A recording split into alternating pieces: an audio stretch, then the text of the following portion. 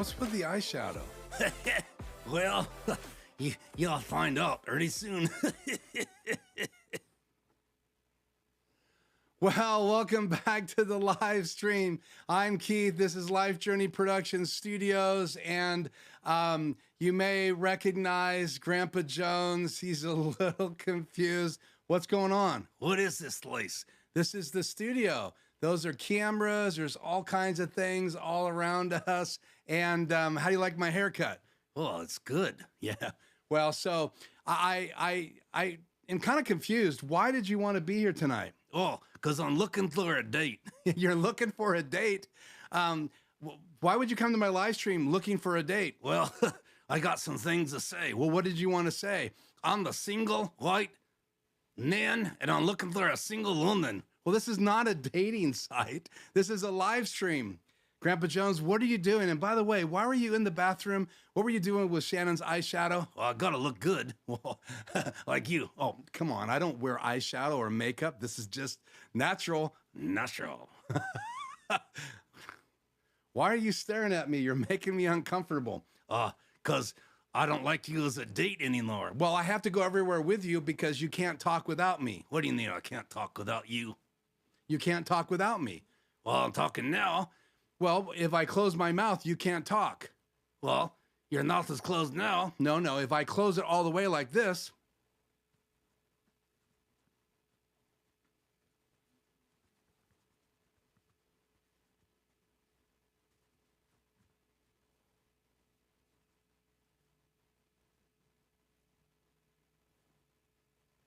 And if I open it like this, I can talk again. Well, that's pretty good. So I've been going to most of your dates because you can't really talk without me. So what are we going to do if you do get a date? Yeah, I need a date. So if you're out there, look me up. So you're looking for a single woman? Yeah, single woman, young. No, come on, Grandpa Jones, you're older. Don't you want someone a little bit more mature, someone that could have a conversation with you and kind of understand your pace? What do you mean pace?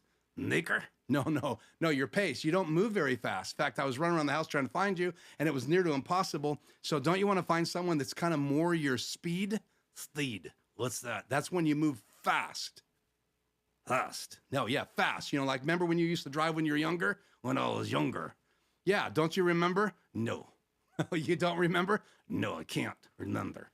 I do remember a girl I loved in high school. You do? You remember a girl you loved in high school? Yeah, Amy, are you out there? I'm single now. Well, hey, I'm going to have to go with you on the date because I'm going to have to talk for you and I'm going to have to talk for her. And then it's going to be hard because I won't be able to eat anything. I'll be stuck between you guys. And do you really want that? Well, if I don't take you, what happens? Well, if you don't take me, it's not going to be much of a date because you can't even move without me. And if you do take me, I got to have one arm for her to make her talk. Why do you need an arm? Well, it's hard to explain, okay? But I need an arm for her. I need an arm for you. Yeah, by the way, where is your other arm? Where's my other arm? Yeah. Well, let's just not talk about that right now. So anyway, I can make you talk and I can make her talk. Yeah? What if I don't want her to talk? No, of course you want to talk. You want to get acquainted. You want some companionship. You know, you want to go on a date. Who knows? You might fall in love. And you might get married. No. Oh, so you're just looking for some companionship? Well, I don't know. I don't know. Is she going to talk a lot? I don't know. I don't have any control of that. You don't? No, I don't have any control if she talks a lot or talks a little. What makes you think I have control? Well, you control me. I control you? Yeah. What do you mean? Oh, when you close your mouth, I can't talk. You mean when I go like this? You did it again. Yeah, so you're saying I make you talk? Yeah. Are you the CIA? No, I'm not the CIA. Don't waterboard me. Don't what? Don't waterboard me. Okay, I won't waterboard you. I'm not with the CIA. I don't make you say anything that you don't want to say. You don't? No, you say it, and I wish you hadn't said it. It's so confusing. Okay, what I want you to do right now is I want you to say goodbye. Goodbye. Oh, wow. That happened so fast, I'm shocked. He's out of here. That is Grandpa Jones. That is a routine that I made up today in my mind, and I'm sorry I don't practice enough. I'm sorry if I don't look at Grandpa Jones enough, but I hope you're enjoying the show tonight. So this is the post show. I am Keith. This is Life Journey Production Studios, and Grandpa Jones is probably a figment of my imagination. So I will say this, as I get older and older, I understand Grandpa Jones more and more. So, and anyway, thank you so much for joining me tonight. We're going to put the chat on the air, and it looks like we already have a special guest. That's Tony. He says we're looking good, and says looking forward to meeting Grandpa Jones. So that is Grandpa Jones. I think Grandpa Jones was on the live stream one other time.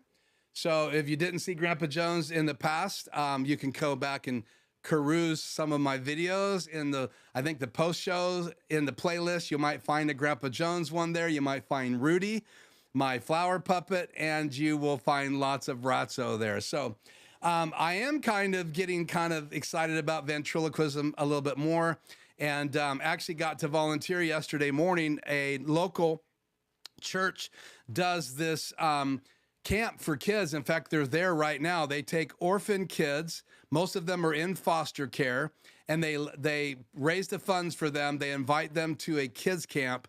And I was asked through a friend of mine who is up there to help load up the bus and help bring the kids to the play area while their stuff is getting loaded, and then all the kids loaded up on the bus, about 32 of those.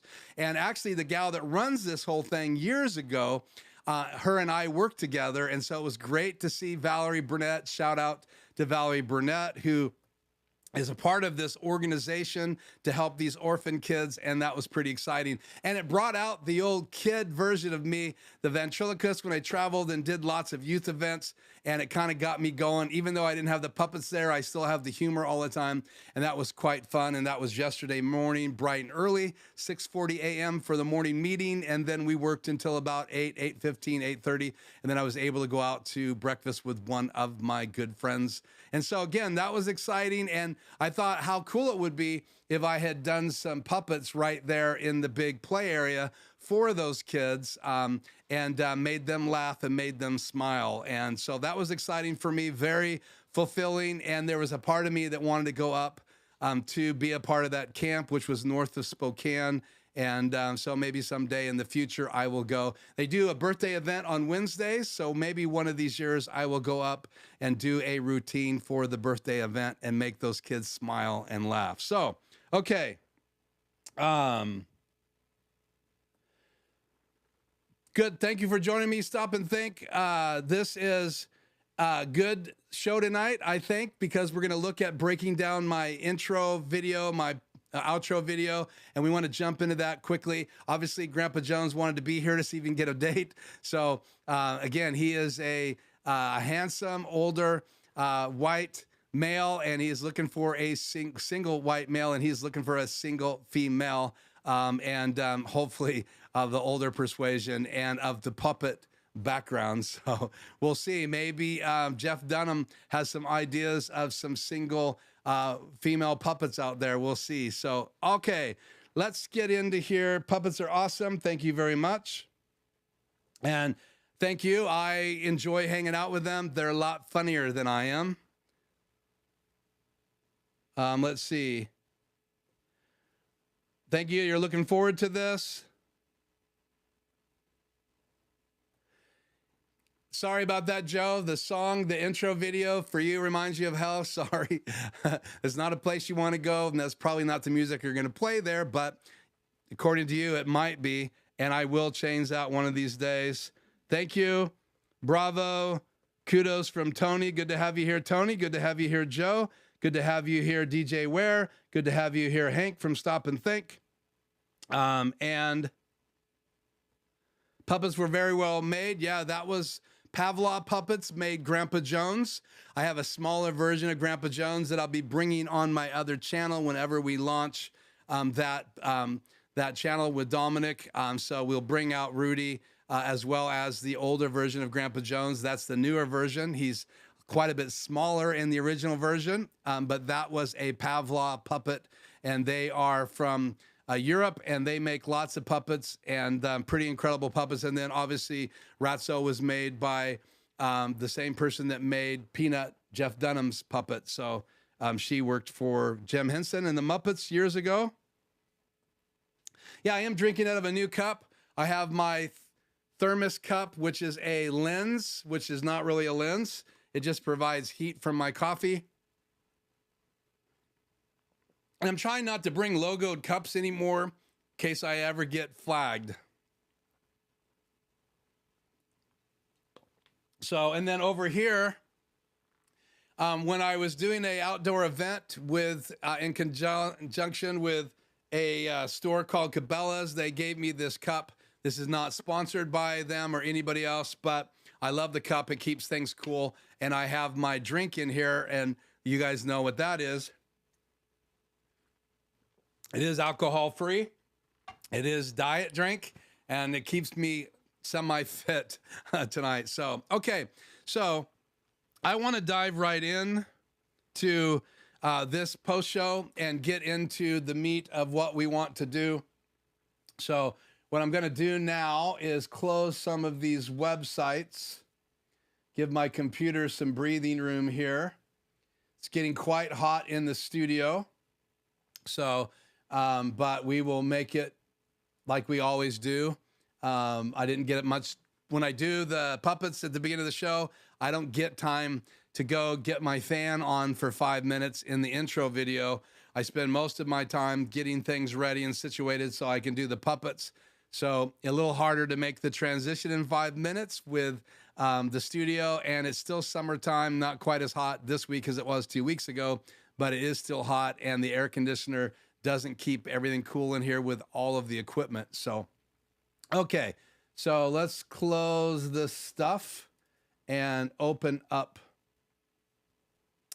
Adobe Illustrator here. And then once it opens up, we will jump in to that app and we will start building our still image. So obviously, if you're going to go live, you can just go live, right? I can turn on my ATEM and schedule it. And when it's time to go, I could just go live.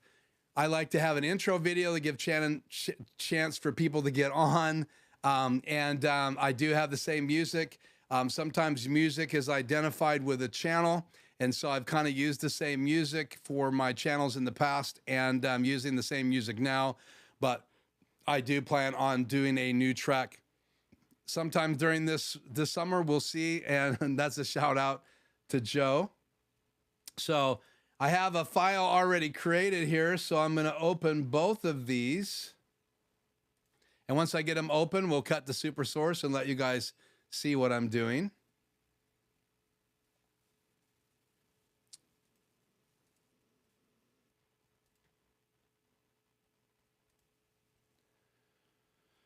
Okay, so let's cut to super source, me and my desktop and me, and there you have it. So what I do is I'm going to start every week with an idea, and a lot of times my ideas for my live stream are pretty well planned. So that's my first step. I might sit on my porch with a cup of coffee. I'm using a different cup with a notepad, but a lot of times I just want to sit there and think. A lot of times I'll watch some of the videos that I get alerts from. Occasionally I'll get an alert on a new product, and that will influence my live stream.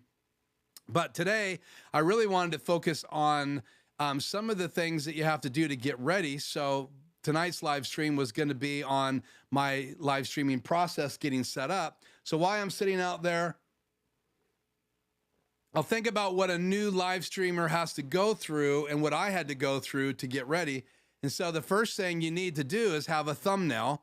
And the better the thumbnail, the more the enlightening it is and informational it is and catchy, the more people are going to notice it. So as they're going through all the different video choices, if they subscribe to you and they get an alert, what's going to make them want to watch that live stream, or what's going to make them want to watch a video that you upload? And most of you probably have uploaded videos and you've made still images. This is my process. So the first thing I do is I take my background and I install it. So what I'm doing in Adobe Illustrator is I'm creating a 1920 by 1080 frame, and that's what I'm building the thumbnail from. So it's pretty easy for me to import. And so once I do that and I bring in all the pieces, now this piece right here, and I'll zoom in just a little bit, is a bunch of pieces. So if I was to ungroup this, then these are individual pieces now. The's individual, my little icon is individual, post is individual, show is individual, Pacific and Tuesday, these are all individual pieces, but because it's the same every week, I can drag a big box around it, holding down my mouse and right click and group. And that holds them all together so they don't accidentally move. And I usually bring those right into this corner. I love the green markers to help me figure out how I want to build my still image. Most people call them thumbnails. I call them still images because they're just going to sit as a icon for the video. And so, but probably the technical term is thumbnails, and you need them for Facebook videos. You need them for all kinds of videos, and thumbnails are really important, especially if you're going to do videos on social media. You want something to capture their attention, and a lot of the videos now on social media just automatically play when you hover over those. But on YouTube, you got to actually look at the video and click on it, and it will be the still image that you're going to see. So then we're going to have Grandpa Jones on the show. So we're going to bring in this font right here, and that's setup process. We're going to bring in this still image, which I cut from using the Clip It tool from OBS, which you're going to see here shortly. Then you want to bring in, we'll zoom back out here because I have all the pieces here. We're going to bring out the shot of me and Grandpa Jones, which was taken right here in the studio earlier today. And we're going to drop that in, and that can be on the front or the back. It makes no really difference in this layout.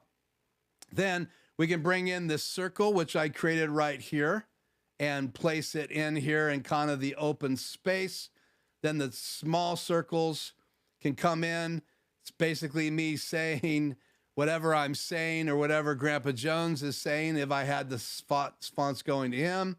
And there's all the pieces. And obviously it took a little bit longer to type all this stuff out, but I could change what I want just by clicking on the T icon.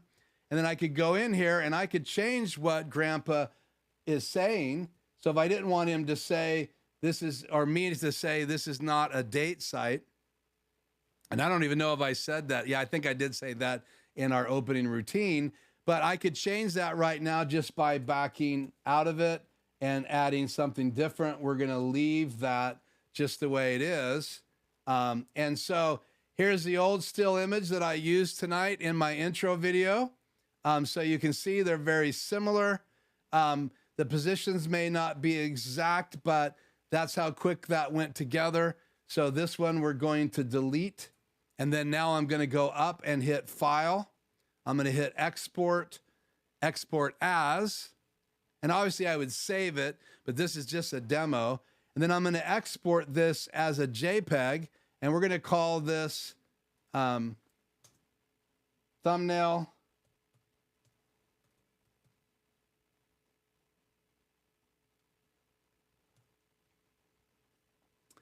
And let's see, we're going to put it right here in that folder. So you're going to pick a place that you want to store it. I'm going to tell it I want to have it full resolution.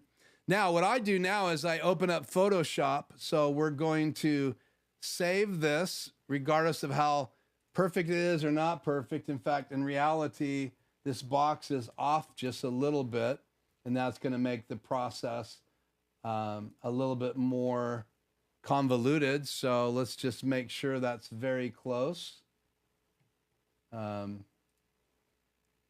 that over just a touch.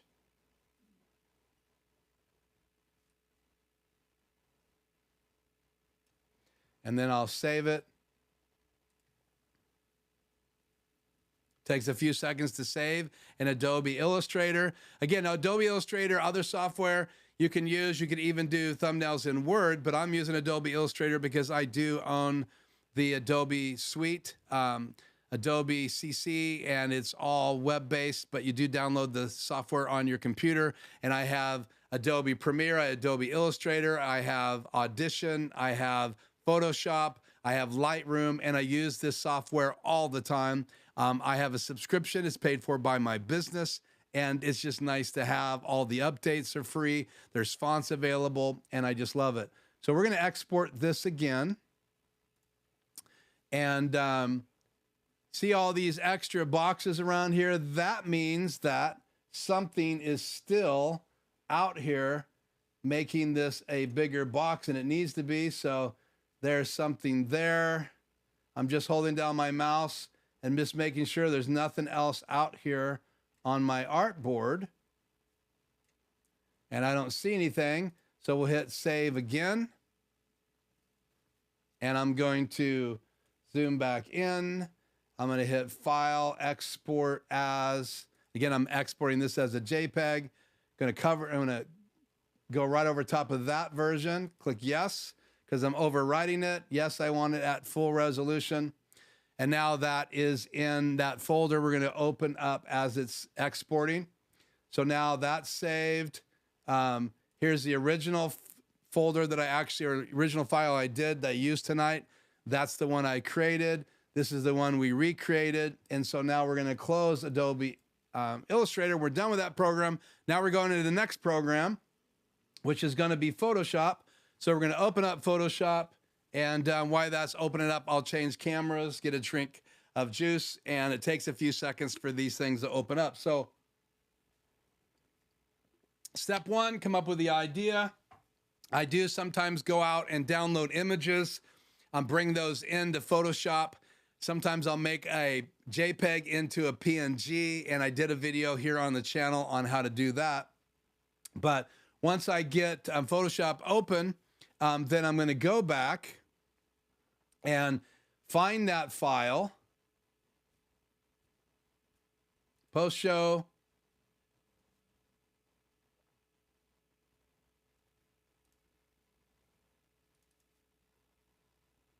still not the right size, so there's still something in the frame. So we're going to open this up. I'm just going to hit the crop function, going to crop this down. I always zoom in, but I want to get it close before I zoom in. Not sure why this is happening. Usually it's something that I left, again, on the artboard.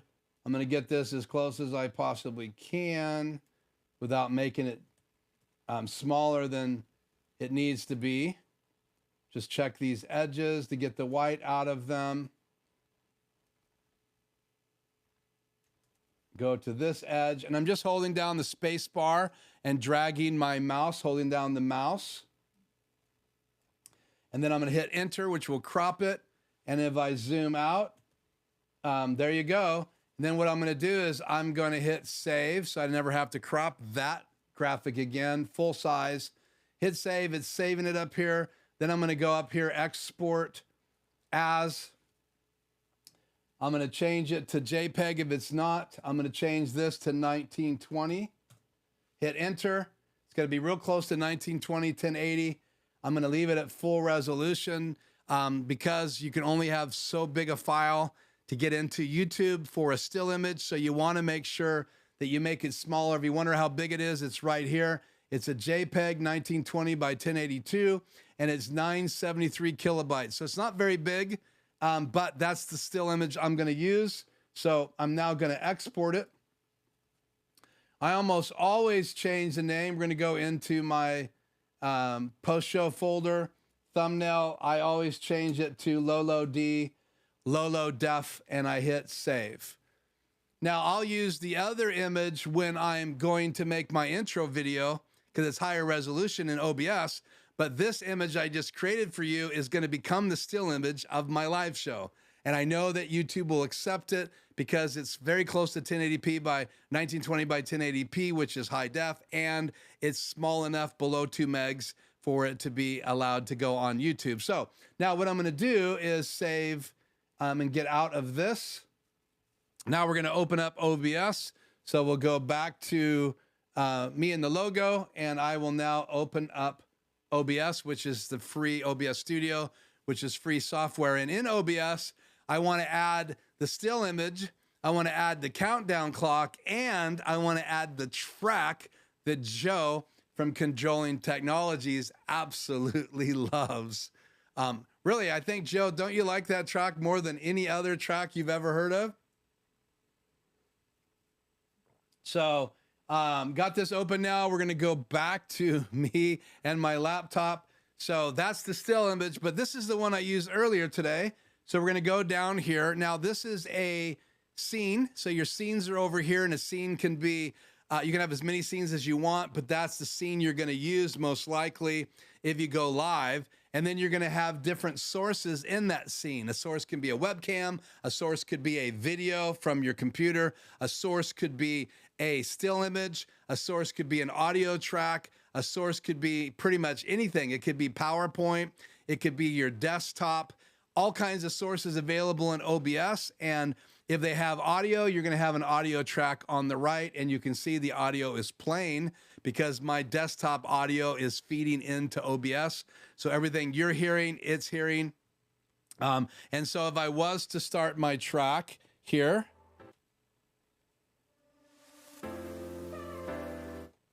my track will play in there as well. Now, what we're not going to do tonight when we create this intro is play my audio track because I don't want Joe to leave.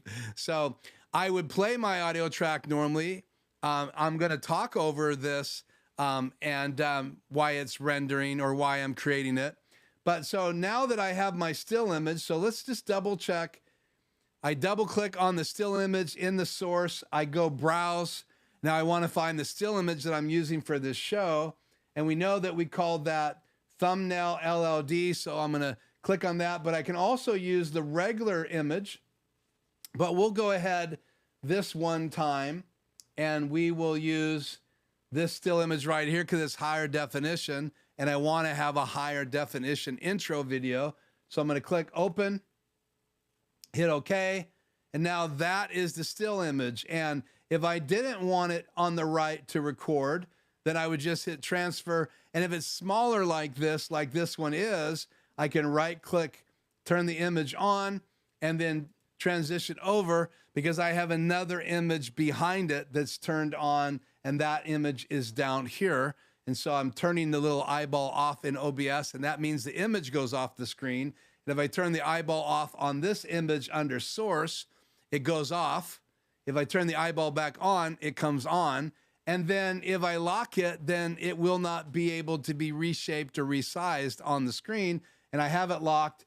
But if I unlock it, you can see it turns red and I can actually resize this. I don't want to. If I hold down Control, it'll stay in the right shape. If I hold Shift, I can change sizes, but I want to keep the shape and I want it to fill the whole page. So I'm going to bring it back to full again. I'm going to lock it. And I could bring all the different sources. In fact, there was a time where I would bring Batman on the screen and I could turn Batman on and off, but I have to resize that. So I'm not going to put Batman on the screen right now. So now that I have that image and it's in the transition to the side here, I'm going to be recording what's over here. All I need to add now for my intro video is a clock. And so the countdown clock timer is right here. If I turn the light on, it's right here. If I want to move it around, I have it unlocked. I can move it wherever I want on the screen. Hit transition. It starts counting down, but I don't want it to count down yet. So I'm going to turn the timer off. Transition. Now the timer is off. So what I would do now is I would hit start recording, right? I would hit my intro track and bring it up. And then I would turn on the countdown clock and hit transition. And now as my music is playing, I'm recording and it's recording the countdown clock. And so that's how I do my intro video. When that countdown clock is done, then I'm going to remux or unpack that file that OBS is making, and it's going to become a regular video file. And then I have to bring that video file into Premiere Pro to add my animated logo. And because I've already created this intro video, we're going to stop at this point now that you know how to record it. So let's pretend the countdown clock was done. I would then get ready to turn the timer off, because at the end it says go, and I don't like to have that go on the screen if I don't have to. So right when that clock was all the way down to the last second, we'll pretend it's counting down right now, I would hit transition when it gets to 6:01 and out. I'd hit transition and the clock goes away. I let this still image play for a few seconds in case I don't get my camera on the air in time. So once I hear the music done, I know it's time to turn my camera on. The countdown clock is done. And then I would hit stop recording after a few seconds. So I've stopped recording. And now I actually recorded the first part of that video. I'm going to go up to File. I'm going to hit Remux, which is a way to unpack that compressed file I just recorded. So I'm going to hit Remux. It's going to ask me where it's at. So I hit this 3 little bars right here, 3 little dots. I'm going to tell it where that file is. It's right here. So I'm going to click on that. I'm going to hit open, and then it puts it in the queue. And then I'm going to hit Remux down here, and it's going to unpack that folder in seconds. I'm going to hit OK. I don't need this anymore on here, so I'm going to hit clear all items. And I usually record an intro for the main show, live show, outro for the live show, intro for the post show, outro for the post show. I create all of those at the same time using 2 different still images, and then I will remux them together. That's why I normally click on clear all items, close this. Now, if I want to see that video I just recorded and get it ready to import into Premiere Pro, I go back up to File. I hit the first choice right here, Show All Recordings. And now it's going to open up all my recordings. And it's pretty easy to find. It's usually at the top. It's not an MKV file, which is the compressed file. It's a MP4 file. So this is the one that you and I just created. I would then copy this, or actually cut it, get it off that hard drive. I would go on to my backup drive, which always falls asleep, so it may have to wake up right here. I go to live stream. I go to tonight's folder, which is called August 9th, 2022. And inside this folder, I create an intro and outro folder. And I place all of these in here. We're going to paste this one in. So now we're going to have 5 in there. And for sake of this video tonight, showing you how I do my fly-in logo, we're going to go ahead and use this shorter version of the intro video so you can see how that's done. So now I'm going to leave this folder open because I want to drag and drop it into Adobe Premiere because it's already in my August 9th folder on my backup drive.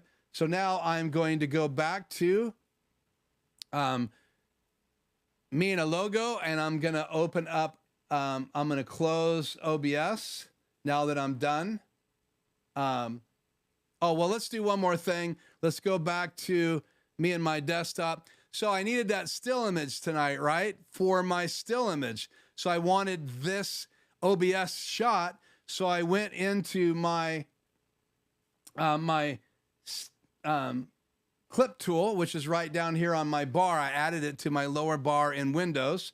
And I can open my snippet tool, which is available inside Windows. And it will open up.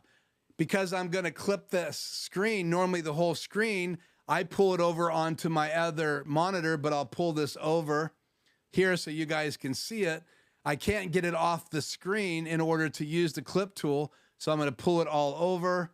I need to re-maximize OBS, and I'm going to do that same clip that you guys saw on my still image, and I'm going to drag a box all the way around this OBS format, and then I can save it into my drive using Save As. I'll go into my same August 9th folder, which opens by default because I was just in it, and then I can hit thumbnail. We'll call it 2 because I already have one in here, and hit save.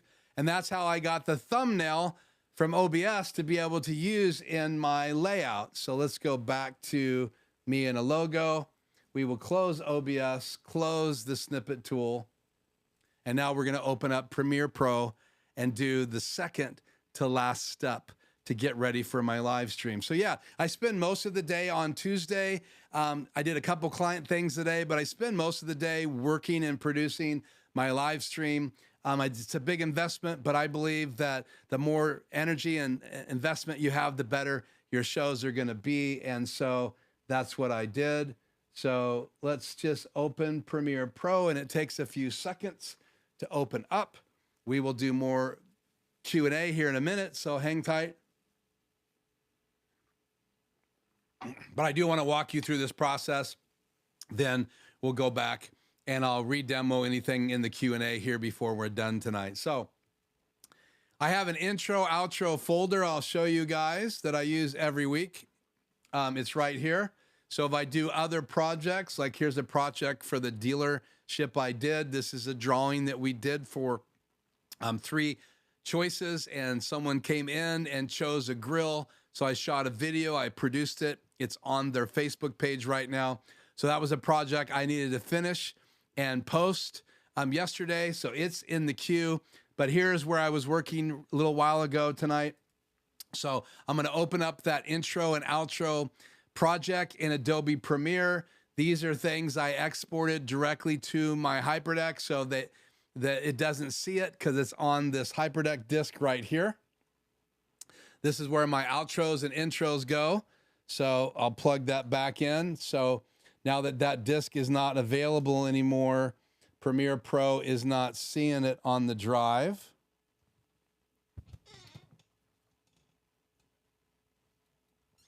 That's got my outro video tonight, so I need to plug that back in.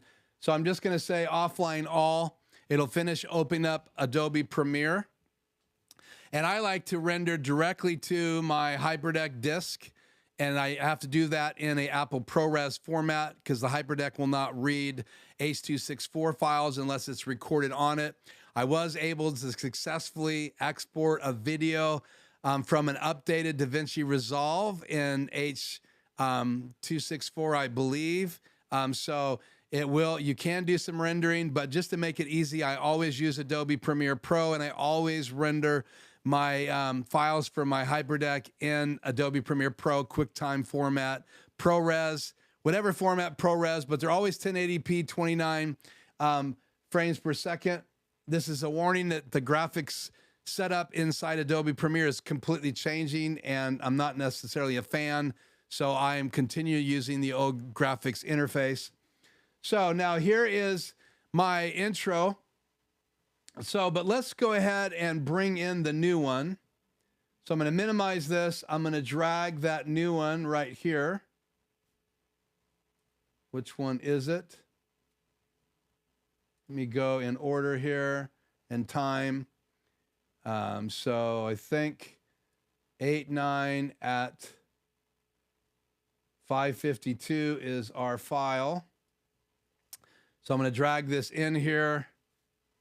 Close this. I'm going to right click to make a sequence out of that clip.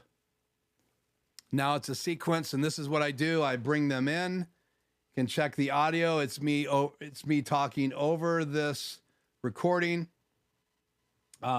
This is only 1 minute and 29 seconds long. My normal intro videos are a little over 7 minutes long, but I only did a short version tonight so you could see it. And if we go back to last week, I already have my animated logo, and it's right here. I already have all the animations on it. So what I typically do, I don't have to recreate this. I just right click on it. I hit copy. I go back to my new intro or outro video, whatever it is, that I want the animated logo at the beginning. I turn off the layer that I'm going to paste on and paste it on the upper layer right here by turning it on. And I just hit Control V, and that is the ability to paste in whatever I have copied in my clipboard. So if I don't want to have to right click on it and copy it, I can highlight it, hit Control C on the PC. I think it's Command C on the Mac. And then if I want to paste it, once I get my timeline where I want it and I turn on the layer I want it on, I can hit Control V PC or Command V, I believe, on a Macintosh. So now it's placed. So normally what I do is I go forward until there is a tempo on the intro track. And if you want to hear that right now, I'll play it.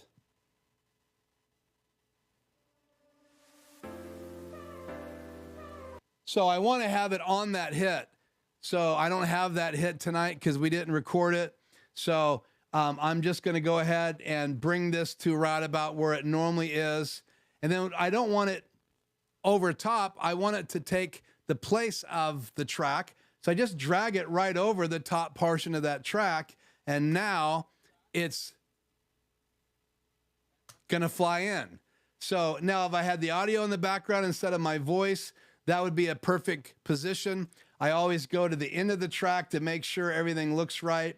And if I forgot to fade the music out, I'll go right here. I will click on the end of the track.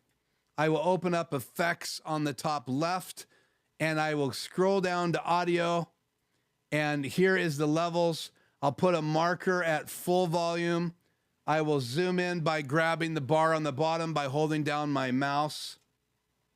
And wherever I want to fade that music out, I'll go to the end of the track. Again, highlight the track, and then I can just simply pull down the volume. And up here, you're going to see that there is a 2 dots. 1 dot is full volume right here. That's at basically -2. And as you go down here to the very end, I've pulled it down to -89, which will pretty well make the track almost silent. I could actually go all the way down to -281. And now I have automated, you can actually see it here on the timeline. I've automated the track going from regular volume down to nothing. Now I hit the back arrow. I'm going to want to send this track to render to QuickTime. I'm going to right click and go to, let's see, where's it at here? Reveal sequence in project. So now I know that I'm rendering the right project. I'm going to go up to File. I'm going to click on Export Media. That's going to open up the export. Then I'm going to take normally my disc. The one step I'm not going to do is right on this because it'll change the order of my outro video tonight. But I'll pop this in now into my PC, and I would render a QuickTime file right to this disk, pop it in my HybridDeck, and as long as I name it the same file every week and I don't add any other files to this chip, I can erase last week's intro, last week's outro.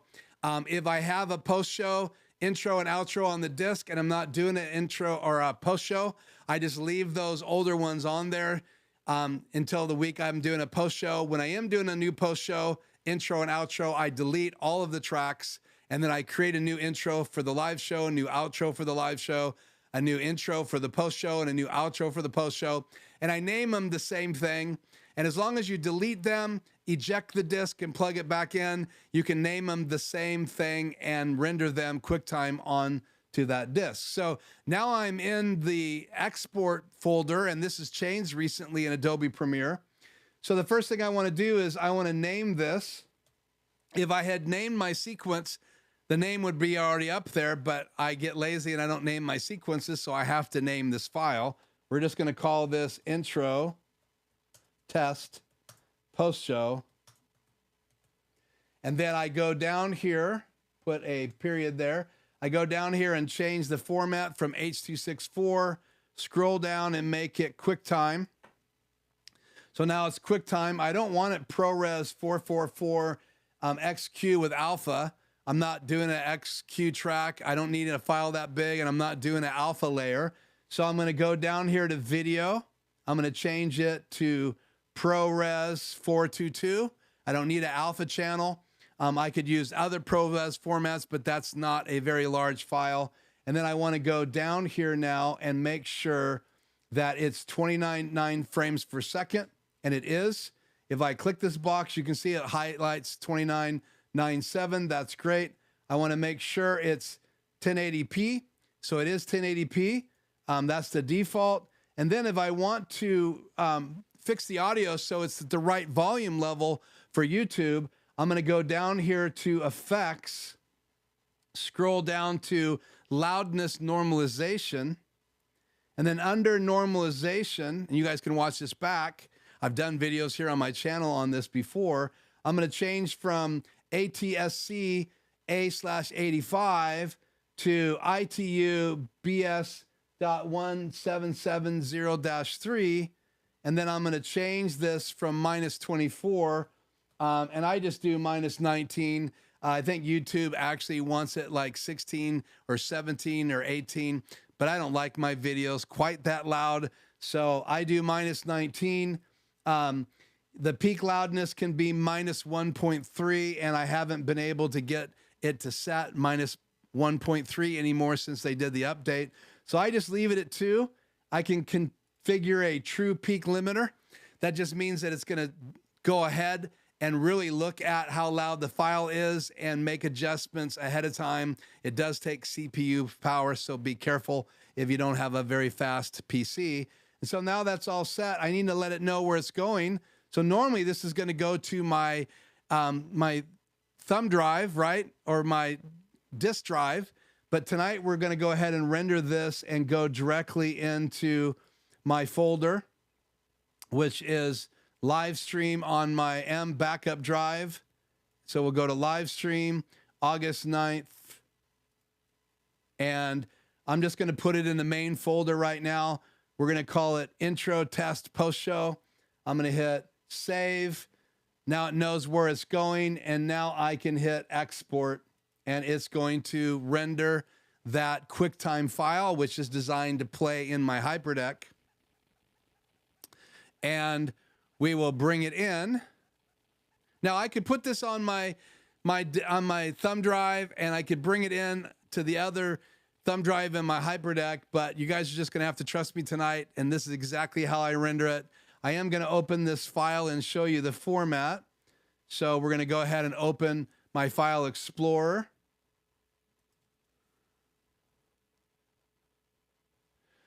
And once I get this file open here, I will put SuperSource back on.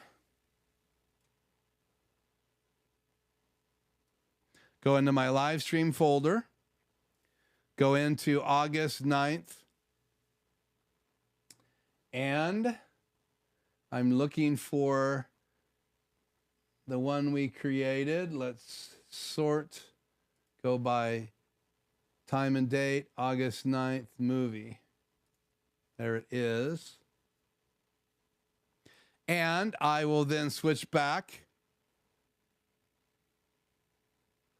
So the reason that I can't play this right now is it's a QuickTime file, and I don't have a QuickTime player. It's right here. If I double click on this, it's not going to play. If I had my Mac like I used to have, I could play this file because it's a MOV file, and that's a QuickTime file. But that's the kind of file that plays perfectly in the HyperDeck. So if I pull out my disk right now, out of my HyperDeck, I plug it in to my reader, and it's going to populate here. We'll go up here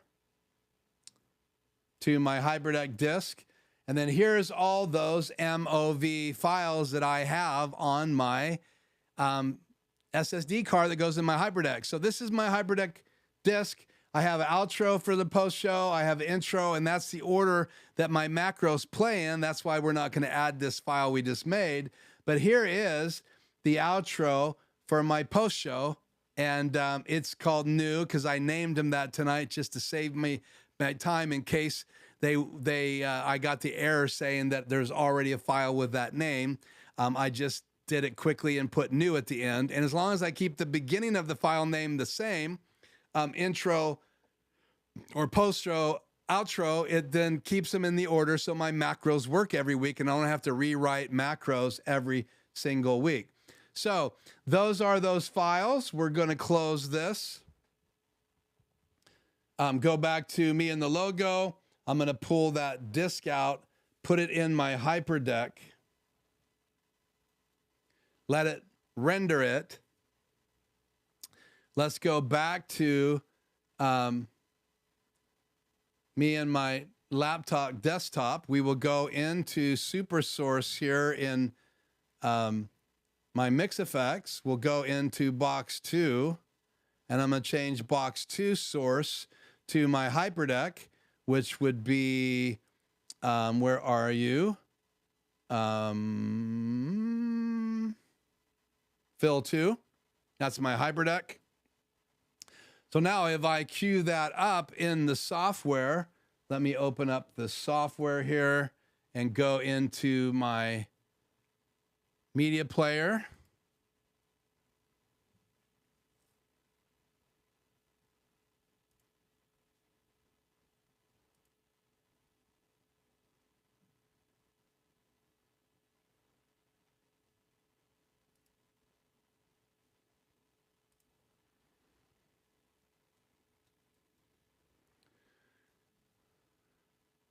Resetting the disk. And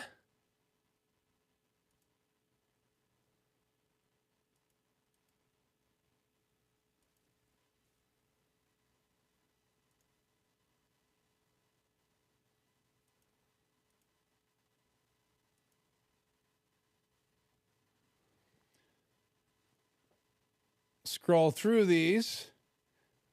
There's the, I believe, let's hit play.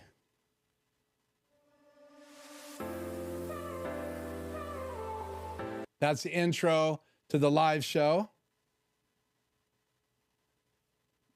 Intro to the post show.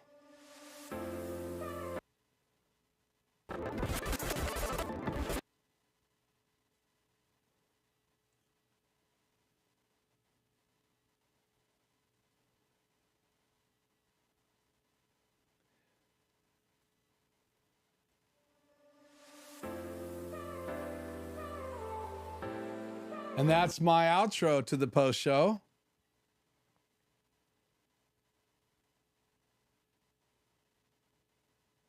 I'm just basically going through all the files on the disk.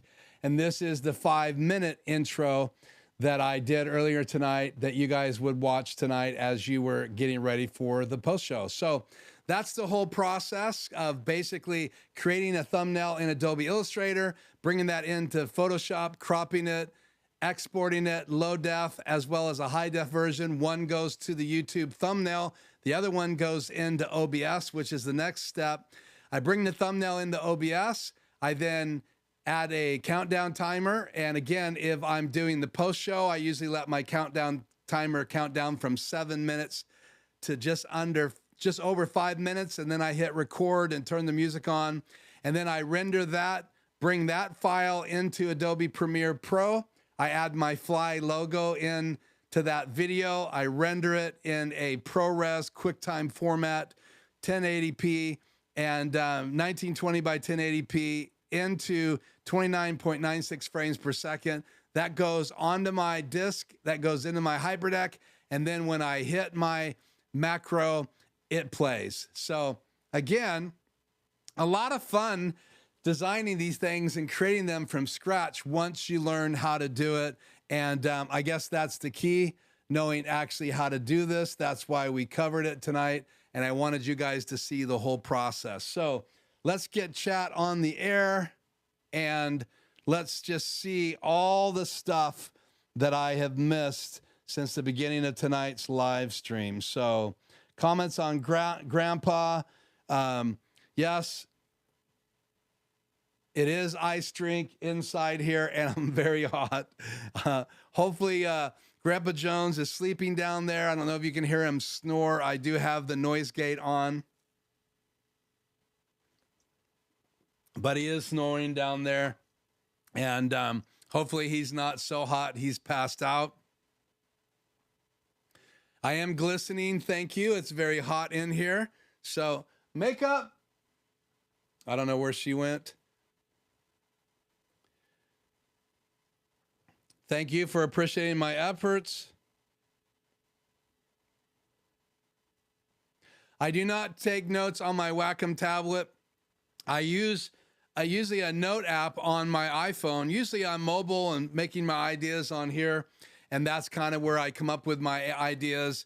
A lot of my creative process happens also when I'm creating the thumbnail. So I get these ideas, I start pulling in images from different websites like the the Facecam, because those things are going to become still images in my live show. So I have to do that work as well. So really, guys, all we talked about tonight is getting the thumbnail ready and the intro video ready and onto my hyperdeck. There's still other steps. If you need a new macro or you want a specific picture on the screen. So let's say I want to put an image on the screen. I do need to grab those images and bring those on. And so it's over my face, but these images have to be created as well. And then I can use macros or use different keys to bring them on the screen or bring them into Super Source.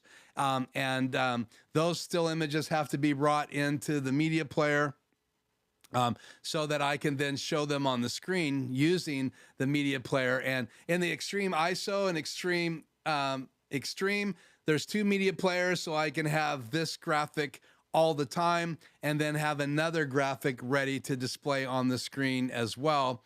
And that's what's really cool about some of the newer MEs by Blackmagic Design is they have multiple ways of bringing things on the screen, including short video clips, which is really cool. And I know David Osler has a new 2ME, I believe, and some of the rest of you may be adding those devices, and you'll be able to play short little stingers or short little videos in your live stream as well. So again, that's just one aspect of what I have to do each week to get ready for a live stream, but I do make most of my notes right here on my notepad inside my phone. So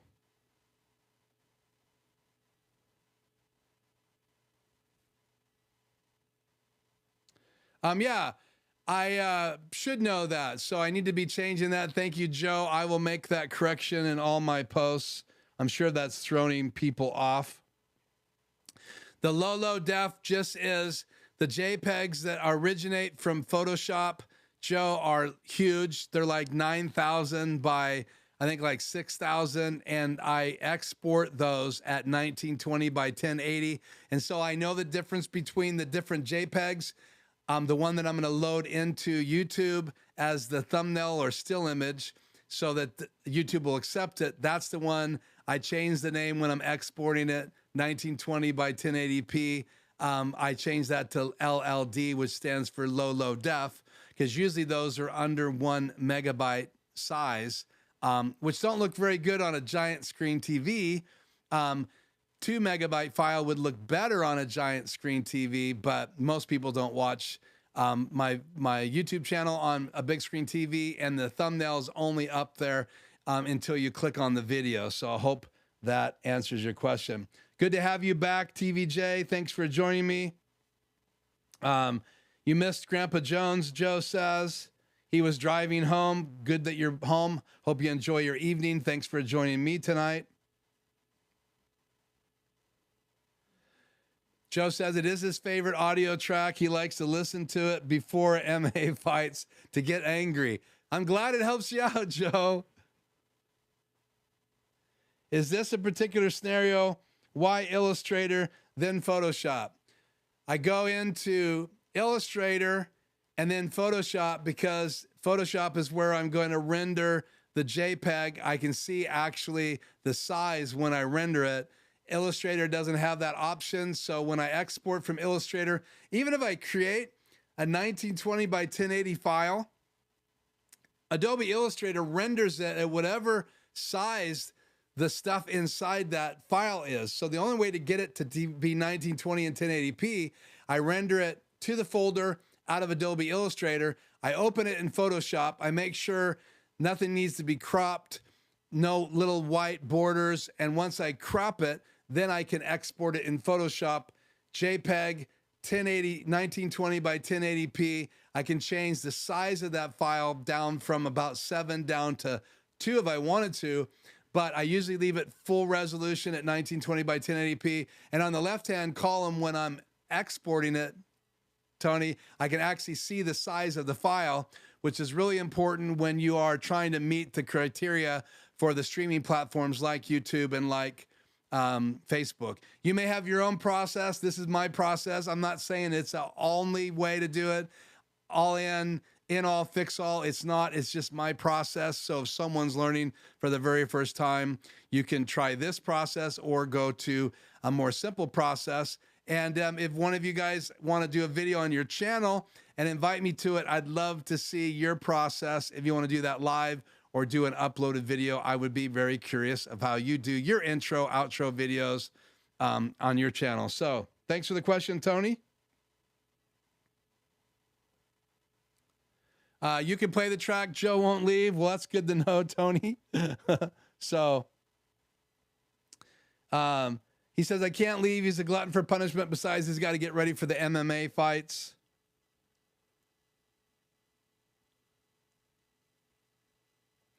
I may have missed something. Why not just edit all this in Adobe Premiere? I can, except for I'm using the countdown clock in OBS, and I probably could get a countdown clock. I could purchase it. It would probably be cooler, but I just have been using the countdown clock in OBS, and there's some other features occasionally in OBS I use. So it's just the way I've been doing it, and mainly for the countdown clock. And then I bring it into Adobe Premiere to rotate my logo and have it go from small to large on the screen. And that's just to continue keeping my brand in front of everybody who watches my intro and outro videos. So TVJ uses Canva to make his thumbnails, and he just swaps out the main image. So there's an option for you. I don't use Adobe Audition to export the track. I can. I've done that before, but because the track I used has been purchased and rendered and mastered, I just lower the volume down of my track anytime I'm bringing in Adobe Premiere. And because I've already put it inside my pads in my Rodecaster Pro version 2, I can just hit the pad and bring the volume up. And that's how I play my music. So I keep my music inside my Rodecaster Pro. So I'm actually using my Rodecaster Pro and one of the pads to play it.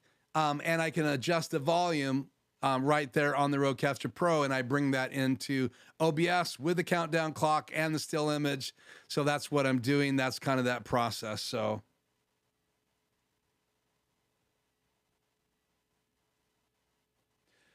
I probably should boost my audio, and I will do that. Jay, I didn't know it was the lowest audio out there on a live stream. So I will do that.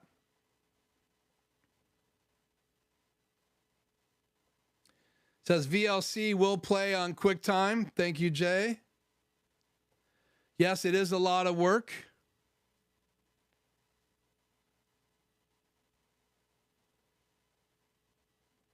I have all of my saved projects, but I make changes in my projects, Jay. So really all I have to do is drag that logo in.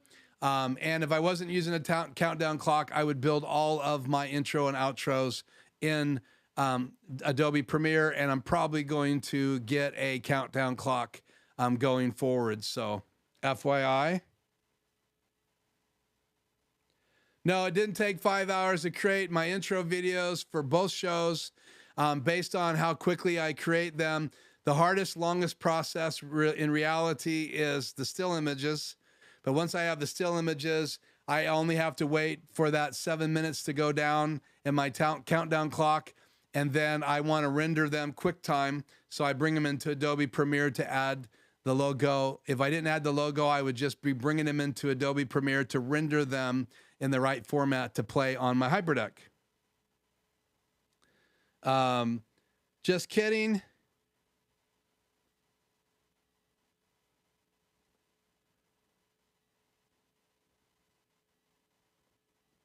That's the clarification on Photoshop. Can I do the voice change effect again? We'll see.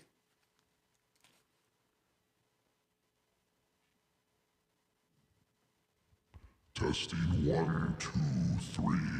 I am coming to get you. Testing 1, 2. Check. Voice effect. Hope you enjoyed it.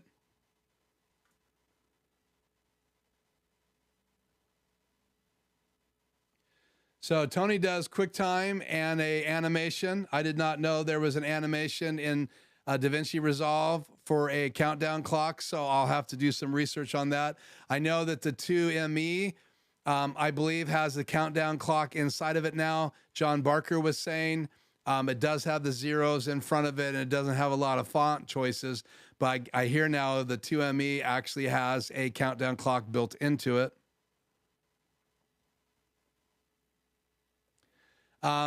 I was doing very similar work for Shannon's podcast, but we weren't going live. So unless we went live, I never did a countdown clock for her. I had the same intro reel every week, and it's the same outro reel. So once I created that intro and outro reel, we rolled that every week, and I could roll it right from my HybridDeck with a macro. So unless we went live, which was very rare, it was the same intro, same outro. I recreated a new one every single season because I wanted to update what was in that intro and that outro. Because in that intro, there's picture frames, and it's a moving camera, and it's all virtual reality. And I added short clips from her podcast from the year before, video versions of it. So the audio, no one can hear that. They only can hear the intro music. And occasionally I'd have the gals talking in the background as that intro reel was winding down, just to get people ready for them to go live. And we would actually let them talk about pretty much behind the scenes girl talk. And that was very popular as we got ready to actually go live and introduce them for the live podcast, or actually the recorded podcast. So I hope that answers your question. Could I do the high pitch thing again? Man, Joe. It's the dancing bear for Joe here. I need to get my bear costume on. Only for you, Joe.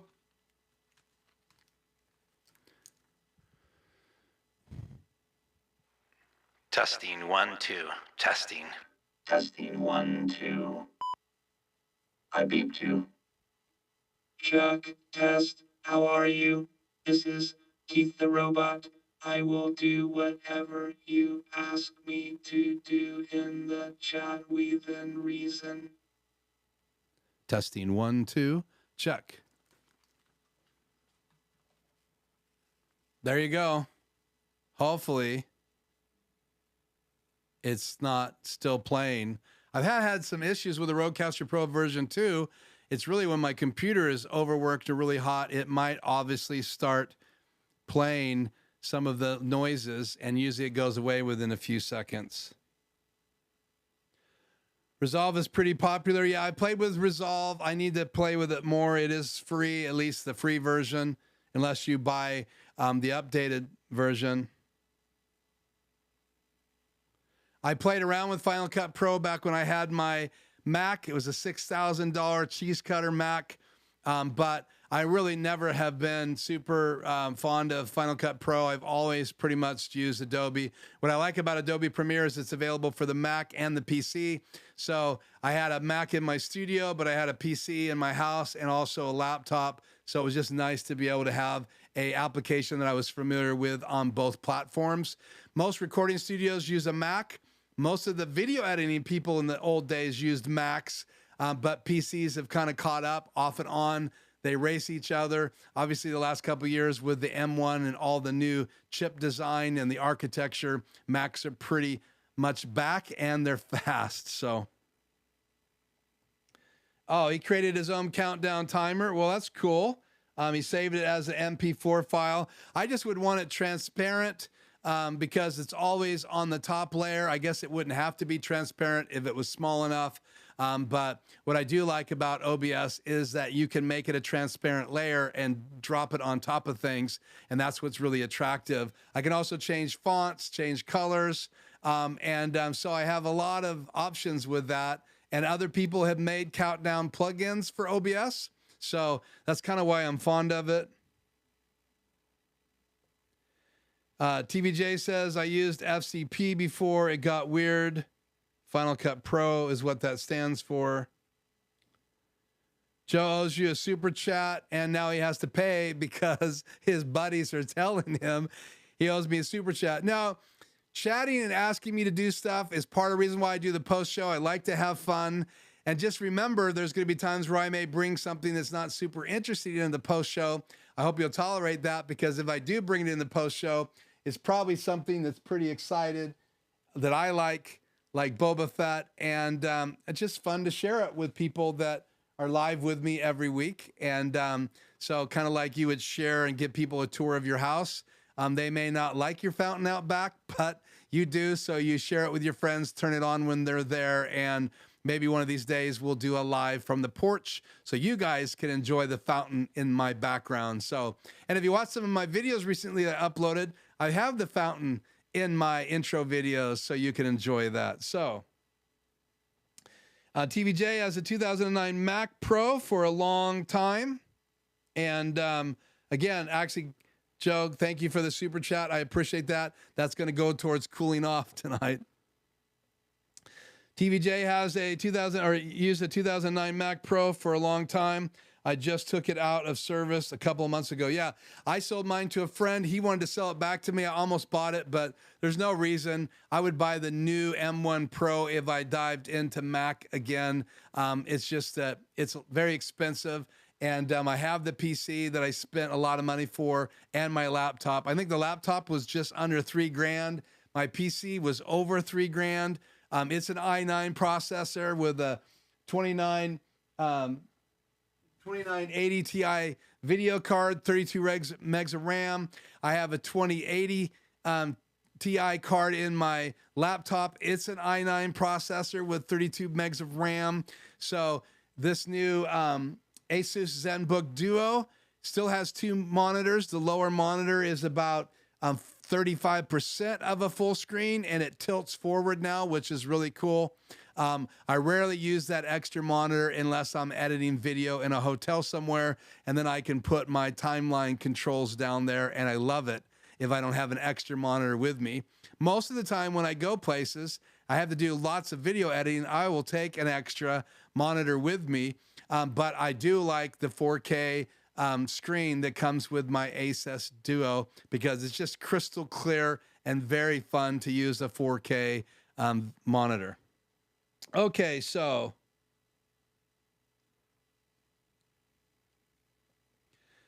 I guess Joe wants everybody to know that I made a stinger for Tony a while back, just because we got acquainted. He did reciprocate. So I got a gift from him. So we are even, Joe. In fact, in reality, I like my gift a lot more, I think, than the gift I gave to Tony. So I feel a little bit behind. I won't say anything about what he gave me, but it did light up my life. So it's really top secret and private between him and I. And it has nothing to do with what I'm pointing at right here. Really, it doesn't.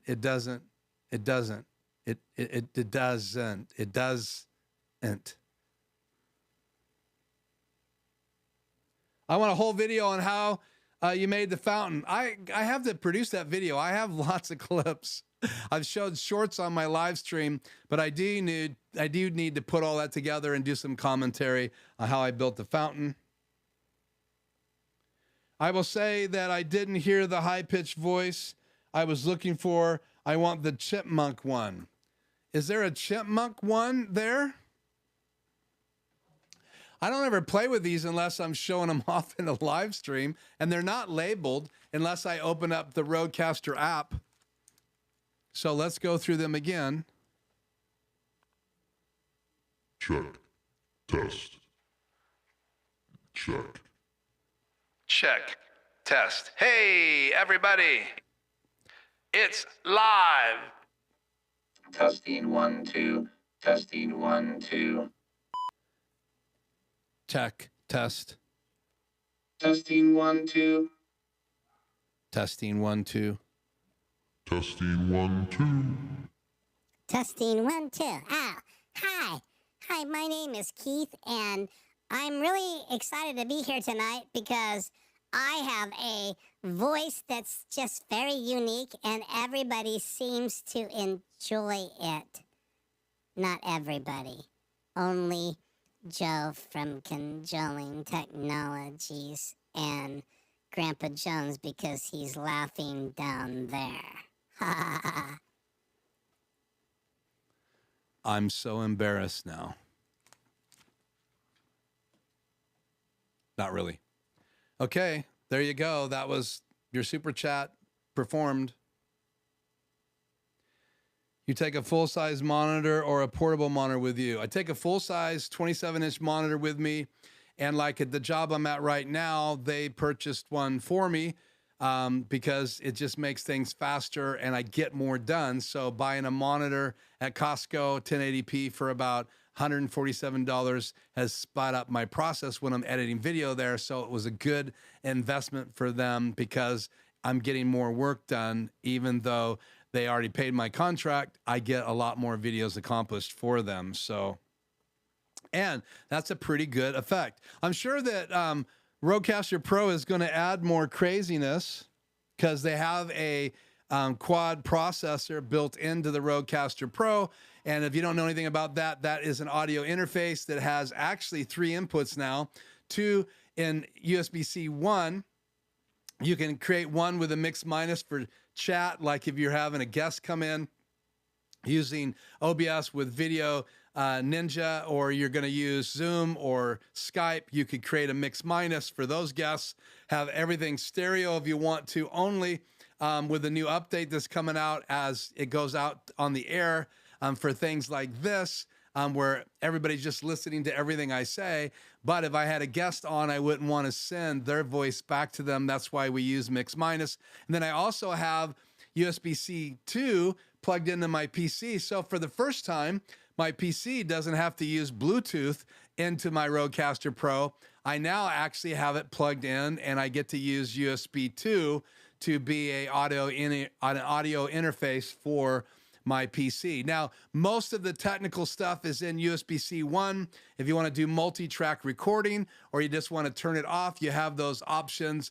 That's not available. Multi-track is not available in the PC right now because it's USB 2. But I can use Mix Minus, and I can send whatever input I want to the PC, or only send one input in a custom setting right inside the Rodecaster Pro, which I think is really cool. In fact, the scuttlebutt out there in the social media world is that the Rodecaster Pro 2 is dialed and getting better and better as they do firmware updates for it. And we may see some greater tools like these voice effects.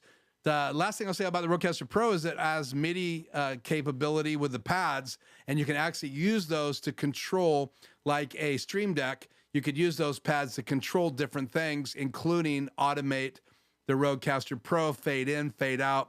I haven't played with that yet, but it is available, and it's just so deep a piece of equipment that it'll take me a long time to figure it all out and get used to it. So, well, we're running out of time. I have guests coming over here shortly. I need to go cook dinner. My oldest son, Christopher's coming over. We still have some wedding planning to do. My friend who is going to his wedding this next week is staying tonight, and we're going to hang out together here in the house. Wish you guys could all come over and hang out on the porch as well. But until the next live stream, I am Keith. This is Life Journey Productions Studios, and I will just put this up here because it's a great way to say goodnight. I say goodnight.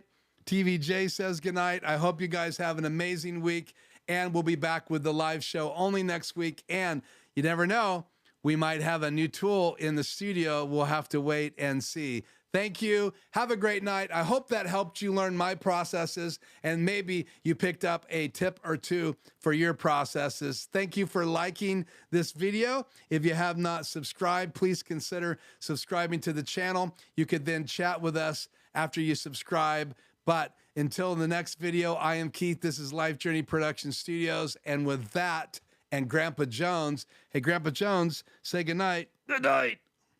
He woke up. I'll see you next time.